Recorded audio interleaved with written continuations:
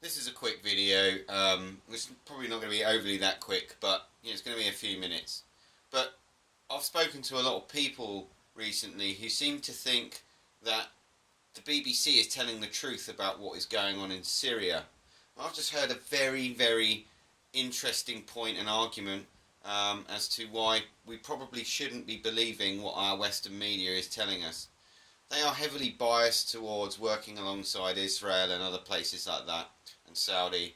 These countries are quite corrupt, okay, and they are all part of this ultimate plan to essentially incarcerate the world by the bankers, by the Rothschild bankers.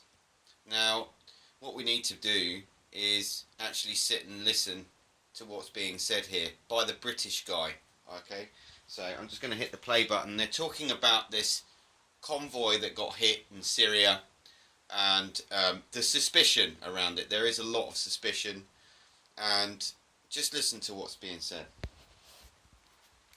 Why diplomats dress conservatively? That's why they try not to insult each other in public.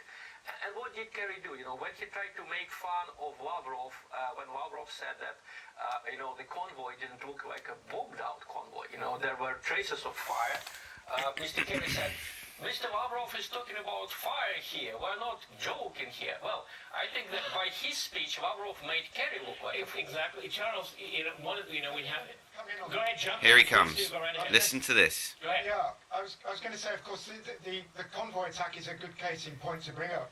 And obviously, it's something we are going to bring up. It's an extremely serious incident, whichever way you look at it. But, of course, Kerry, Western leaders, Boris Johnson, the bumbling Foreign Secretary of the United Kingdom, they've all almost flatly accused Russia of carrying out this attack. The problem they've got, of course, is that the evidence is against them. Therefore, they have to, Kerry, for example, has to resort to this kind of theatrical grandstanding where accusations are made but no evidence is presented. For example, the United States could present some of its comprehensive radar signals, satellite intelligence available to the public, make it available to the public, to prove that Russian planes attacked this convoy. The fact that they haven't been able to do so and refuse to do so really does suggest, as does the evidence from the ground at this stage, more evidence may emerge, that actually it was the people who the United States effectively supports in these areas, who on the ground, who have carried out such a horrific attack.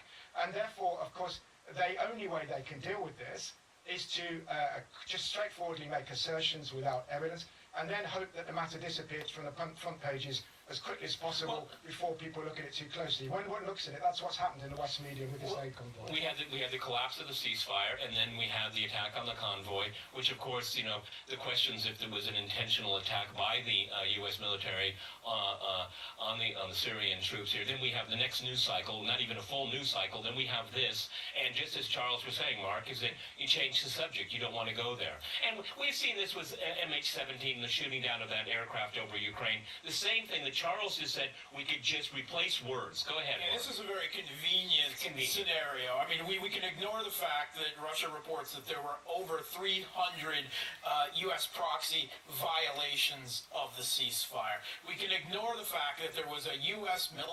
sustained military strike on Syrian troops fighting ISIS in a territory where the U.S. has never aided the Syrian military, or they've never actually aided the Syrian military in fighting ISIS. They've always let it go unimpeded. And then they tried to claim it was a mistake. So we can ignore that. So, as you heard there, the West could present satellite imagery, military, evidence that would suggest or prove their claims that Russia are behind the attacks on the convoy, but they choose not to do that. And as that guy quite rightly said, why are they not doing that? You know what? They're not doing that because they don't have the evidence.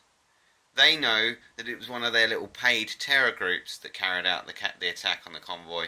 They're just trying to change public opinion to be against Russia. I suggest, before you continue to watch more BBC bullshit propaganda, that you switch on Russia Today and you get the other side of the story. Stop believing one side. People, Russia is trying to help Assad hold his power. Okay? The Rothschild regime, yeah, because that's what it is systematically going throughout the Middle East using their controlled terrorist group ISIS, okay, using their controlled terrorist group ISIS to orchestrate going into countries, killing innocent women and children, and then portraying on our television screens, because you don't get debates like that on BBC. You don't get it. Alright? Portraying on our TV screens heavily biased arguments to suggest Russia did it. Russia's the aggressor. Russia and Assad are working in conjunction with each other to commit war crimes. That's what I heard on the BBC last night. War crimes against people. Yeah, sure, Russia really wants to do that alongside Assad, right? He is trying to stop this greedy little Rothschild family who, I might just say, is Israel, okay, from gaining any more foreign ground, foreign sovereignty that they're not entitled to. Okay? That's what's going on. Yet our media are trying to convince us that Russia orchestrated the attack on the convoy that's sickened many. Alright? So please, get both sides of the story and stop believing the BBC, because they are liars. We are being led into a Marxist communist state. We're not a democracy. This is an absolute totalitarian communist regime being dressed up as a democracy. And David Icke is quite right. The reason why they're not upfront and they're all secretive about what they do behind closed doors is because if they actually admitted to people what their plan was for the New World Order, what that actually entails, Agenda 21, all of these things, all of these terrorist organisations that they pay and fund and then defend from Russian attack.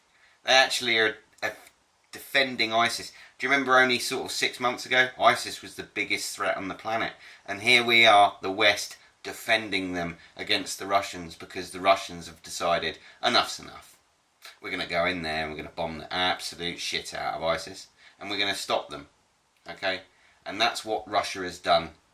This ceasefire was fucked by America, by the talks that didn't actually amount to anything. So let's wake up, people. Let's stand against this shit. Once you realise it, spread it. Spread the word. Spread the word to the people, to the naysayers, to the people that say, the BBC wouldn't lie. Because they need a fucking reality check. God bless you, namaste, and speak again soon.